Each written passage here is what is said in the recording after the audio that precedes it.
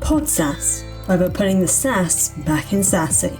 Sponsored by Leader Pro, where you can book demos with target customers on demand and fill your sales pipeline instantly. Hey everybody, welcome to another episode of PodSAS. I'm your host, Chris Sheng, and today we have Kathy Ford from Project Ronin. How's it doing, Kathy? Everything's great. Thanks for having me. Yeah, of course, anytime.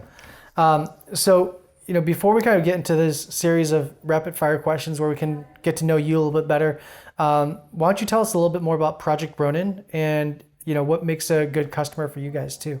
So our vision at Project Ronin is to have every clinical decision be rooted in data.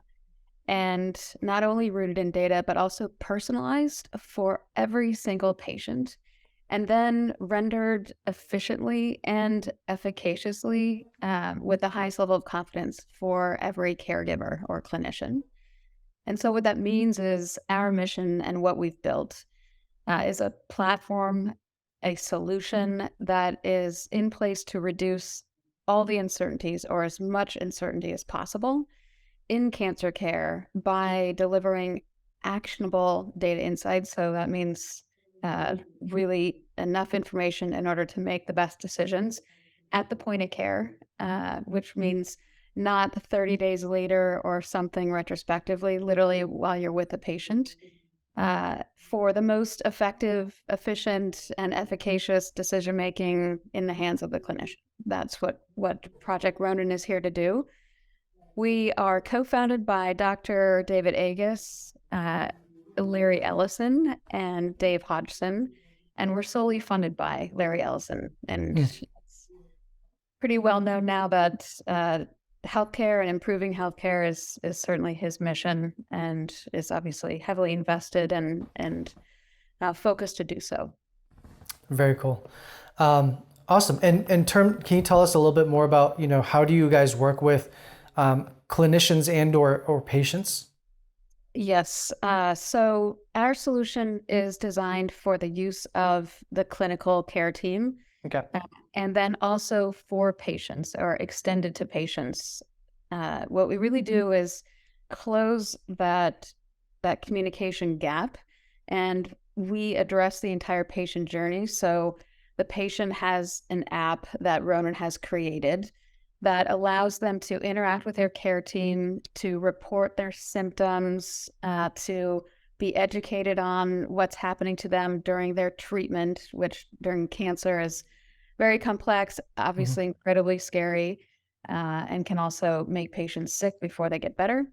And so our solution includes a patient app that does all of those things and keeps patients engaged in their care treatment, and giving them essentially a lifeline, a digital lifeline to their care team, which often is really challenged and sort of relegated to things like the telephone or patient portal, which really are the most ineffective ways to communicate with patients and care teams. And so on the other side of that, our clinical teams have solutions in place from Ronin that allow nurses, for example, to effectively and efficiently triage those symptoms coming in from patients and give them best direction with obviously the very strong intention to keep the patient out of the emergency room if they don't need to be there.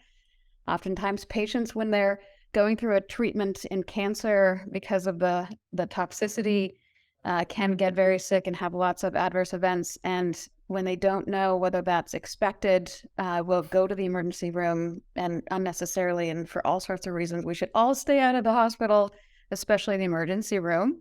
And so giving the ability to triage through a digital platform. And then on top of that, as I said, we really are a data insights company. And so really the next level of care is to be able to essentially bring all of the relevant information together about that patient, like a command control center, with one click. Today, it takes oncologists 15, 20, 45 minutes to dig around in the EHR and try to find everything they need to know about what's happening with that patient. And sometimes it's not even there. And so what Ronin does is we bring all that together, we organize it, and then we make it smarter, and we give all sorts of insightful information so that clinicians can make the best decision right there using AI and machine learning to make that data smarter. So to look at predictive elements, that this patient is at high risk of this or that, going to the emergency room, of getting, increased toxicity, for example, things like that. Yep. Okay. And so is this something that's offered at all clinics, or is it, so you guys are ramping up to get to that level of being at every cancer care clinic in the US, and that's the goal? Absolutely. The goal is to put this amazing software and clinical tool in the hands of every clinician in oncology care. Okay. And then therefore also the application available to every patient going through treatment and post-treatment as well is a really important part of patient engagement. And we are live today. So our solution, we partnered with MD Anderson to build it. So it was, built by clinicians for clinicians, which not every software vendor in healthcare can say. And really with the highest level standard of care guidance and input as a part of building the solution. So we built it with MD Anderson. They're also using it, of course. And then we recently put out a press release and have taken one of the many Providence hospitals live with our solution as well. And so our solution is absolutely available today, and it's our goal to enable as many clinicians as possible. How many clinicians are there as it relates to oncology in the United States alone? Do you know? That's a great question. In the thousands. So Okay. I think we're in and around 10,000 in the US. Got it. Okay, cool. It's a shrinking field, though, I will say, like in many specialties, due to burnout largely, and because high administrative sort of hurdles are really, unfortunately, shrinking this field. And so we need technology to extend the reach. Yeah, absolutely. On a personal note, I mean, this is something that speaks very closely to home for me. I had a father pass away from a 10-year bout with colon cancer, and he was treated at MD Anderson at the very beginning. So just some of the things that you're saying are very relevant to me. I actually worked before I started entrepreneurship in a cancer care clinic, answering phones for a while. So I kind of familiar with at least kind of the processes and operations of kind of what you're talking about. So it's super interesting. And thank you for sharing that. Yeah, of course. Awesome. I really love the mission. Would love to better understand your personal journey as to how you ended up with Project Ronin. So to do that, we like to jump into this series of rapid fire questions. And so nothing too crazy, but it allows us to get to know you a little bit better. If you're up for it, we can get things started. Yeah, let's do it. Awesome. Cool. First question is pretty straightforward. It's just your favorite entrepreneur or startup story. And it could be one of the same or two different ones. I have sort of a split answer here. So one of my favorite entrepreneurs is Tony Hsieh of Zappos, who sadly passed away recently. But I love the story. I love his book because it really is about the complete recenter around the customer and also fostering a culture. And at the end of the day, we are hopefully all doing something for the betterment of people, whether that's patients, consumers, and really patients and consumers are the same now today. So everything that Tony and team went through to build up Zappos, make it a really unique buying experience, and all of that is because of the people and how they delivered customer service. Not because they were the least expensive or any of those things, really because of the experience that the consumers had. So he's one of my favorite entrepreneurs. Startup story, how can you not name Uber as one of them? What's so awesome about Uber is they didn't invent transportation. What they did is they completely disrupted the workflow and put an incredible focus around the requirement of convenience and consumerism and put all that in the hands of us. which is very similar to what is happening in healthcare, and more of that is needed in healthcare. So I can really relate to what Uber went through that whole transition period.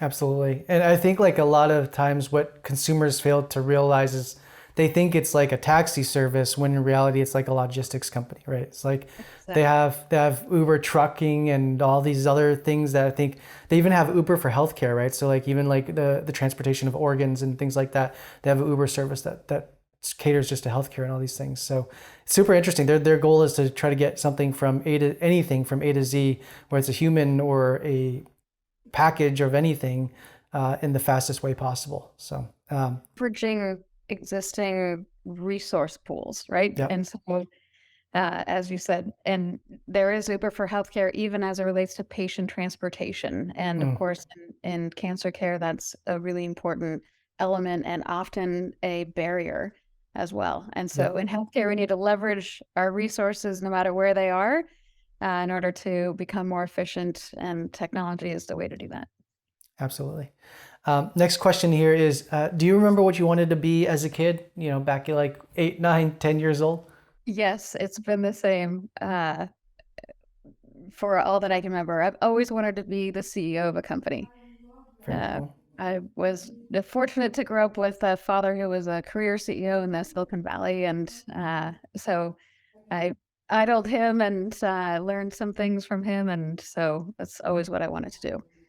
Wow. On your way there. Next question is most painful experience, and this can be personal or professional, and I'll give some context to that question. But the idea is, I think our most exponential periods of growth tend to come from places of extreme discomfort or periods of extreme discomfort. And so, is there a painful experience that obviously when you're going through it was very arduous, but at this point in time, you can look back at it and be like, that was actually a character defining experience or moment in time? Yeah, absolutely. I mean, really so many of them, because I agree that is actually how you grow and learn and get really good at things. I would probably, one that comes to mind is, co-founding a healthcare company, which, who does that anyway, but in growing that company and working through the challenges and the timing of funding and keeping your business going and paying your employees, which make it all work, and sort of living through those gaps and making really tough decisions around how to continue to pay your people, who many of them really need their paycheck when you said you're going to give it to them. And so, making some personal sacrifices and making some payments personally in order to keep paying those employees, keep supporting those customers, believing in your business, and doing whatever it takes to fund your business so that all of those things can continue. Really tough. And all of that, of course, because then you're looking at your burn and decisions and what's ahead of you and scale. So really, any part of, say, business life cycle, there are difficult periods or seasons, but in that high growth mode, when you have customer traction, you've hired a certain number of people, and then you need more capital to grow. That was a really difficult time, but I feel like I earned an MBA sort of in this period of weeks. And also had the benefit of some really great advice from some of our VC audiences, some of which did not invest, but certainly offered a lot of advice, and all of that is really important to listen to. Fair enough. Yes, I 1,000% agree. I think that's something a lot of want to be founders aren't necessarily aware of, and I don't think even most founders, when they are kind of just getting started, think about, right? Like, but or even get to sometimes, right? It's like you have to get to some semblance of market fit and have that customers to kind of get to that growth pain. But it's something that's very, very real, and we've had several founders on here that's gone through that experience, similar to yours, but myself included, where you have to kind of make some of these very, very difficult financial decisions, and sometimes it's on you personally to help the business of what you're trying to build grow. So feel you on that. And next question, right? Like it kind of relates back to this painful experience, but what is motivating you in that 25th hour, for example, like, as opposed to being in the position that you were in, kind of like calling it a day, folding your cards or folding your hand. Instead, you did the opposite, right? So kind of like doubling down. But what's motivating you personally to do so in those kinds of situations?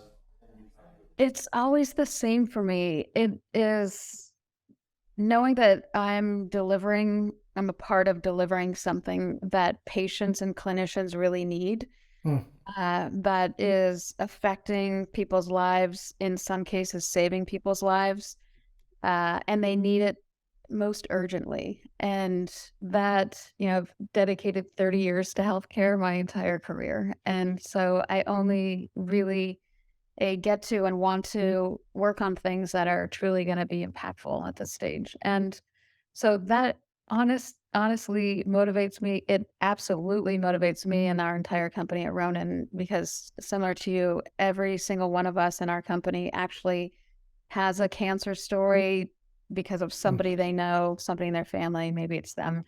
And so it really very organically motivates everybody in our company to be as quick but as safe as possible because of what we're delivering.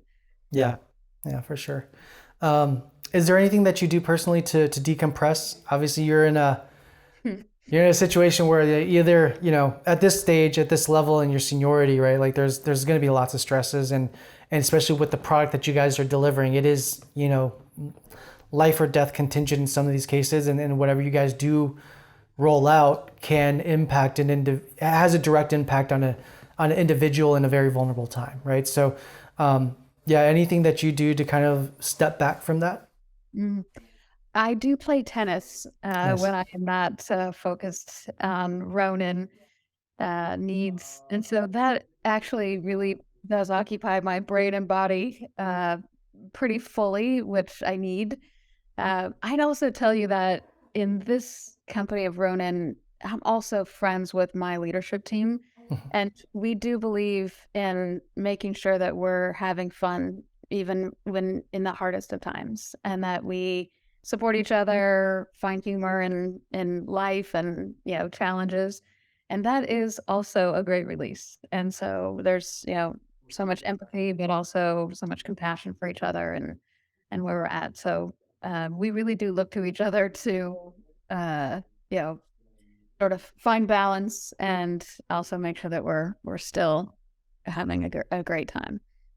Got it. Very cool.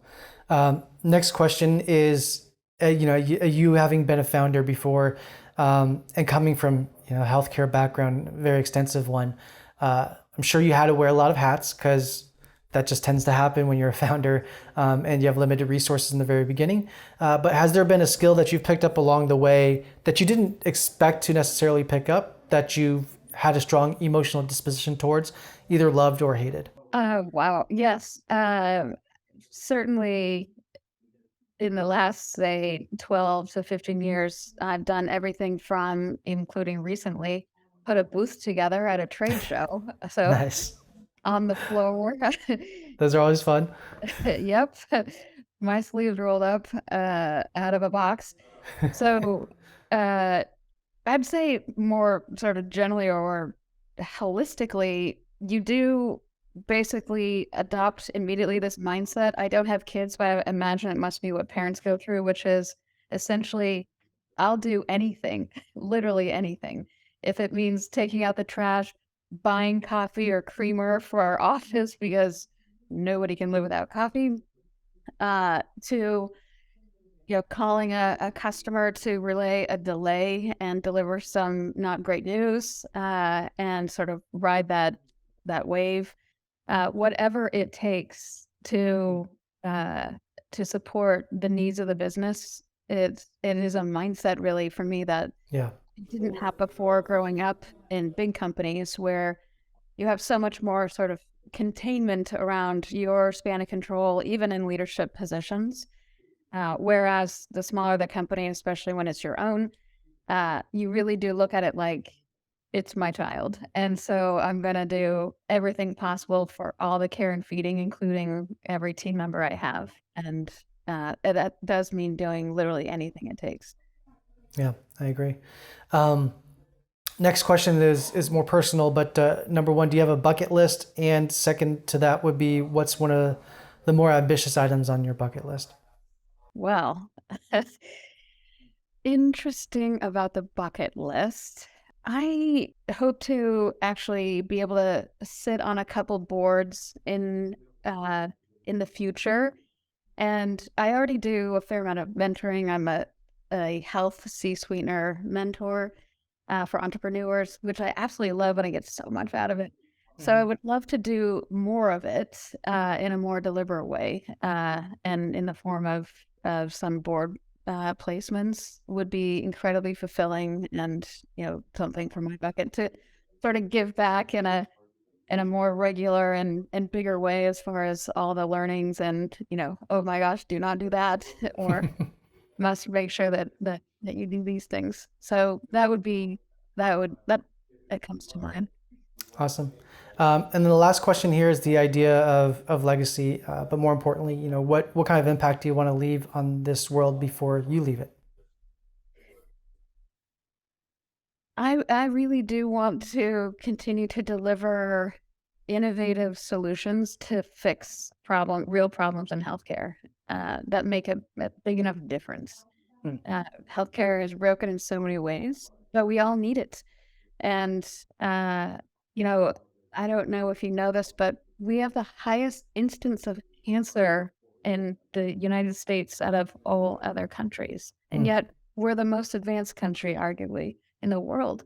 So that can't possibly be the case. We need to change that trajectory. And Yeah. so being able to really be a part of delivering solutions that can truly start to reverse that is how I would love to leave this earth.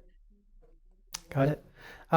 Cool. That rounds up our series of just rapid fire questions, and it was really great to kind of like hear some of your responses and get to know you a little bit better.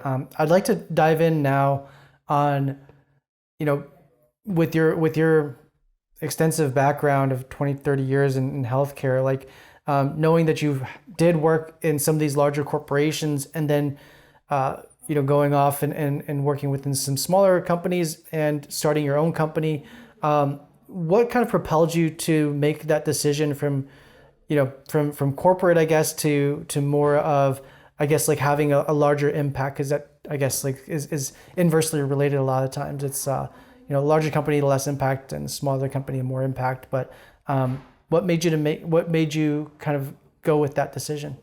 And if you could walk us through the journey of that. Yes, I love this question. As you said, I grew up in big company, super grateful for all of that, because, all that foundational skill building and learning and experiences really, gave me the tools to take the leap into smaller companies. And I really actually did it quite purposefully. After my years at Siemens and living overseas, working for Siemens, female American, on the executive team of a German leadership team, was quite an interesting experience in itself. But I really started to ask myself, do I really know, am I really this good, so to speak? If I don't have all the infrastructure around me, am I still an innovator? Do I really know how to ideate and then bring something into the market, again, without so much infrastructure? And I want to be a CEO. So I also really want to know what it takes to run more of a business, and it's big companies, even at the very top, it's super difficult to get that experience. And so I made a very purposeful decision to move into higher risk, and get, as one of my favorite CEOs used to tell me, Kathy, the ice is thin in the middle, so be careful. But I'm like, I'm going there. I believe in myself, and what I don't know, I'm going to learn. Hmm. and get there. And so that was the journey I took to when I started moving into smaller companies, and was a part of an exit when Nant Health bought Isorona. And after seeing that through a process with three of my other colleagues, decided to start a company and really put it to a test, the ultimate test. And so that has been my journey, and it's been an amazing one, incredibly difficult in so many ways, but also I wouldn't want to do anything else Hmm. at this stage, except for getting to be a part of growing companies now. Got it. And um, at what point did you come in with Project Ronin? Are you a co-founder of the company, or did they bring you in as a chief product officer? How did that relationship begin? Yes, I'm not a co-founder for Ronin. I came in about a year and a half ago or Okay. so, and uh, yes, they were sort of in a new season and looking for somebody who had taken companies through scale and maturity and sort of into commercialization and then next level of innovation. And for me, also, I was previously the president of a company called Rhinogram Virtual Care Platform, and it was really serendipitous for the both of us. I was really looking to get off of the uh, capital funding train ride for a while. Had almost a decade of doing that between a couple companies, and really get back to innovating and Mm. bringing solutions into the market, doing more of that. And so the timing just made sense, and found each other, and it was really a perfect fit from the start. Very cool. Um, it was kind of round things out here. I do have a couple of last questions, but um, what would you say has been kind of like the highlight of your career so far? I mean, I know that you've had this huge amount of breadth of experience, and it seems like you're very much now in the thick of it, and just kind of riding the momentum of doing a vision and mission that you're personally seems like you're very passionate about and aligned with. Do you feel like those highlights are yet to come, or has there been a few that you can share with us to date? Very honestly, what I'm doing at Ronin right now is it's probably the biggest career highlight Mm. that I have. I've been a part of bringing a whole bunch of innovative solutions to the market, some of which are still saving people's lives, which means a lot to me. But where we are with technology and SaaS and tooling, AI and ML is another level. And technology is progressing so much faster than it was, 2 decades ago, that it's so much easier to see how we can make real progress faster in healthcare. That's incredibly inspiring and motivating. And so I would say right now is such a pinnacle, but really, I think, as you said, the best is still yet to come because of the possibilities. We should absolutely be able to be preventing a large percentage of cancers, given that about 50% of all cancers are preventable. Mm. And so, and the data is around. So it's not that we're missing information. We're just not doing anything with it, enough with it. And that's where I see the promise and the future here. And uh, so I'd say now and the future is the highlight. Fair enough. And last question here is, where do you see yourself, as well as where do you see Project Ronin in 5 years from now? Ooh, definitely see taking the tooling that we've developed in cancer at Ronin and extending into other diseases. Cancer by Mm. far is most complex, but we still have so much need as it relates to other major chronic diseases like CHF and diabetes and others. And there are many similarities. And so absolutely extending reach into other diseases and cancer will absolutely be where Ronin goes. And also, as Larry has talked about recently at Oracle Life. And then for me, honestly, continuing to be a part of this journey and support our, in 5 years, hundreds and hundreds, if not thousands of employees, through this journey and scaling this company and in a thoughtful way that's responsible and but also fast is where I see myself. So still at Ronin and just continuing to do whatever is needed in order to grow this company. Awesome. On that note, just want to say thank you so much for taking the time today. Is very helpful and insightful to kind of just hear your background, and then just to hear about the overall mission of what you guys are doing over at Ronin, and it's super inspirational. So thank you so much for taking the time. Thank you, Chris, for having me and for the thoughtful questions and really enjoyable podcast. So appreciate it. Sounds good. Thank you so much.